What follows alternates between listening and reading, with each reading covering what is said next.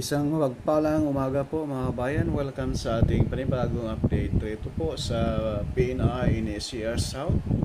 Dito po sa portion ng Mamatid, Cabuyao City, Laguna. Ito na po yung latest update ngayon mga kabayan sa araw Friday, September 27, 2024. Nakaraang last 2 weeks mga kabayan, nasisilayan na po natin itong LG, launching gantry. Ito po yung magbubuhat mga kabayan sa mismong segmental box girder. Ganito po ang forma mga kabayan. Ganito po mga kabayan yung forma niyan pag ma-connect na at mag-start ng paglagay ng segmental box girder, Ganyan po mga kabayan. So ngayon, diyan sa pinakadulo, yung portion na yan mga bayan, yan na po yung old Mamatid PNR station. So dito nag-start mga kabayan yung mismong maglalagay ng mismong segmental box girder. Once na maikabit na po, mailagay na po sa taas itong LG, launching gantry. Yan kulay dilaw na yan mga bayan.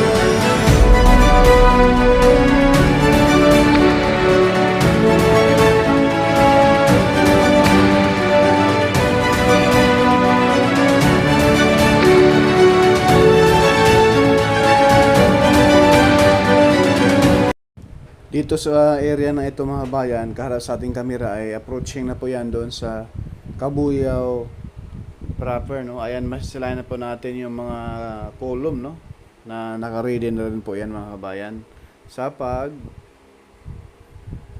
lagay, ng segmental box girder. Ayan po.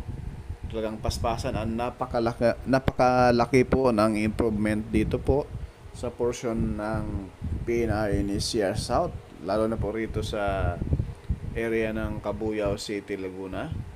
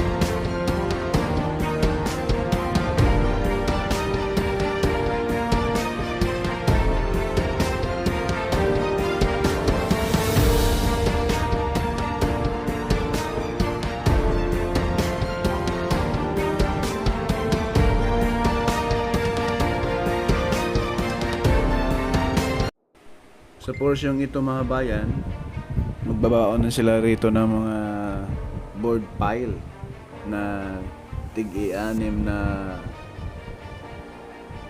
mga rebars, no? Poste ilalagay dyan sa ilalim. Ito po mga kabayan yung mismong bridge pier cap, no?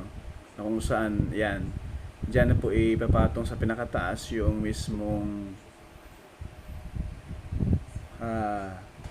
LG, no? So bago po yan mga kabayan, makabuo sila ng pinaka-main poste nitong PNR and ECR, ganito po yan mga bayan, yung sa ilalim, para mas matibay, no? May mga bukod pa dyan sa pinakataas, yung pinaka sentro na poste, mayroon pa yung mga poste binabaon sa pinakailalim, no? Halos mga ang haba ay mga 5 feet o 6 feet, no? Ang mga rebars na yan na ibabaon pa sa ilalim, bali 6. Ganyan po yan mga kabayan, yung pormahan, no? Credit po to the owner, no? Chris Pace, ayan mga bayan. Yan po mga bayan yung kanyang pormahan mismo. Ayan, may mga rebars dyan, siksik, liglig, umaapaw na rebars yan sa pinakailalim. Ayan po, para mas matibay. Kahit may mga matubig pa or palayan, ganyan din po, no? Maghuhukay sila ng halos mga 4 feet o 5 feet ang lalim, then magbabaon pa yan sila sa ilalim ng bali-6 na poste. Ayan po mga bayan, yan na po yung pinaka-main poste, yung bakal na yan sa taas. Yan na po yan mga bayan, yan na po yung pinaka-main poste, then bubuhusan na po yan ng concrete cement.